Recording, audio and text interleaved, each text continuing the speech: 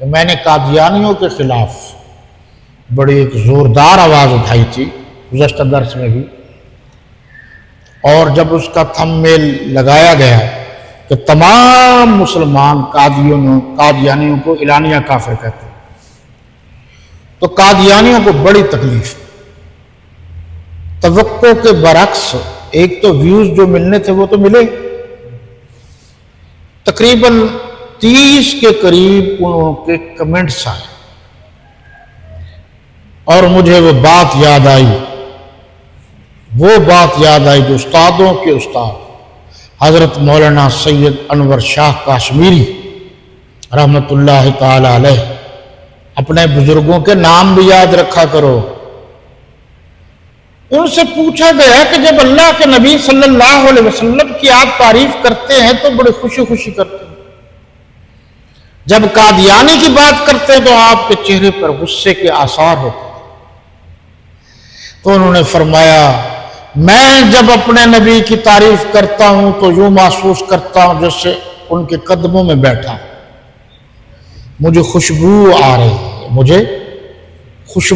ہے، اور جب قادیانی پہ بات کرتے ہیں مجھے غصہ آتا ہے تاکہ لوگوں کو پتہ چل جائے یہ نبی کے دشمن کی بات کر رہا ہے، تو پتہ چلتا ہے اپنے نبی کی بات ہو تو خوشی کے آثار، یہ بھی دین ہے، اور دشمن رسول کی بات ہو تو غصے کے آثار، یہ بھی دین ہے، محبت ہے نا۔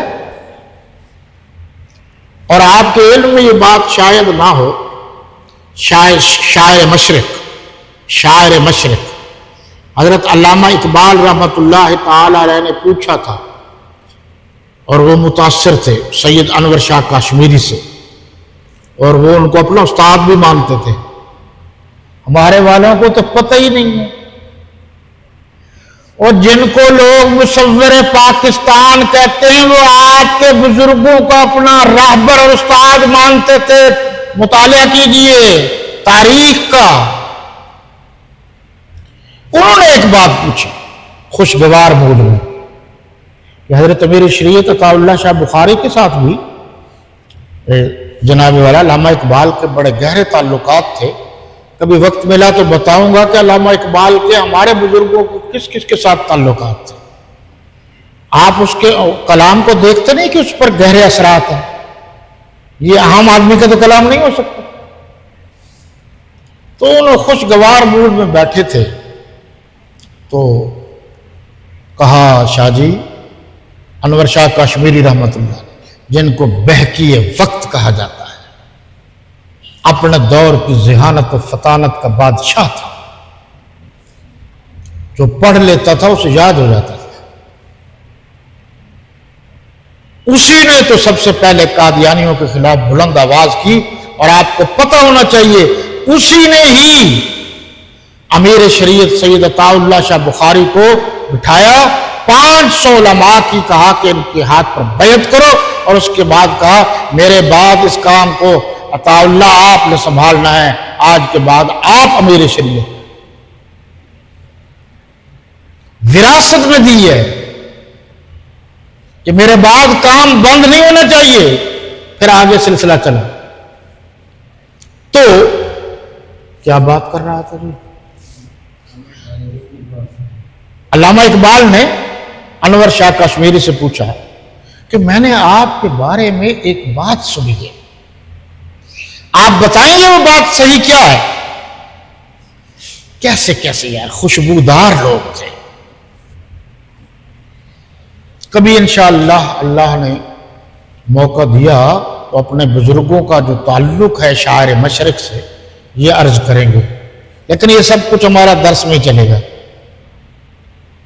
انہوں نے کہا جی کیا سنا؟ انہوں نے سنا ہے کہ ایک آدمی آپ کے سامنے حدیث پڑھتا ہے،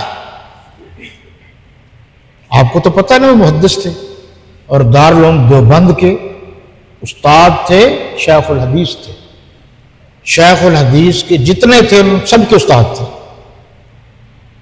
انہوں نے کہا ہاں۔ انہوں نے کہا آپ کو کیسے پتہ چل جاتا ہے کہ یہ حدیث صحیح ہے یہ غلط ہے؟ ابھی ایک آدمی پڑھ رہا ہے حدیث، آپ فوراً بتا دیتے ہیں حدیث صحیح ہے یہ غلط ہے۔ سوال علامہ اقبال کرنے والا ہے انہوں نے کہا ہاں مجھے پتہ چل جاتا ہے۔ انہوں نے کہا جب میرے سامنے کوئی حدیث پڑھتا ہے، جب وہ حدیث صحیح ہوتی ہے تو حدیث کے الفاظ سے مجھے خوشبو آ جاتی ہے، تو اس خوشبو سے میں اندازہ لگا دیتا ہوں کہ میرے آقا کا یہ فرمان صحیح ہے۔ وہ حضور کے فرامین اگر کوئی پڑھے تو ان سے جن کو خوشبو آتی ہے وہ عاشق رسول نہیں ہے، تو پھر دنیا میں کون عاشق رسول ہے؟ پڑھو اپنے بزرگوں کو، غور و فکر کرو۔ تو قادیانیوں نے بڑے بڑے کمنٹس کیے، جال سازی کی۔ ایک تو کہا جی قرآن و سنت سے حوالے دیجیے، بارہا دے چکا ہوں۔ 100 آیات ہیں جو قادیانیوں کے خلاف ہیں قرآن میں، 200 سے زائد احادیث متواترہ ان کے خلاف ہیں، اجماع امت ان کے خلاف ہے۔ پوری دنیا میں کوئی چھوٹا بڑا مسلمان ایسا نہیں ہے جو قادیانیوں کے حق میں ہو۔ سب کہتے ہیں میرے نبی کے بعد اگر کوئی نبوت کو مانتا ہے تو کافر ہے۔ اور میں کہتا ہوں بڑے واضح الفاظ میں، یمامہ سے لے کر، ڈیٹیل میں نے کچھ بتا بھی دی تھی، یمامہ سے لے کر قادیان تک جتنے نبی آئے ہیں، جتنے خود ساختہ نبی آئے ہیں، کوئی بھی مسلمان نہیں ہے، سب کے سب کافر ہیں۔ میرے نبی کے بعد اور کوئی نبی قیامت تک نہیں آئے گا۔ انا آخر الانبیاء وانتم آخر الامم، میں انبیاء کے سلسلے کا آخری نبی ہوں اور میری امت کے سلسلے کی آخری امت ہے۔ اس لیے یہ تو قادیانی بھول جائیں کہ ہم گھبرانے والے لوگ ہیں۔ اگر کوئی مناظرہ کرنا چاہتا ہے ہم حاضر ہیں، مجادلہ کرنا چاہتا ہے ہم حاضر ہیں، عدالت میں آنا چاہتا ہے ہم حاضر ہیں، اسمبلی میں آنا چاہتا ہے ہم حاضر ہیں۔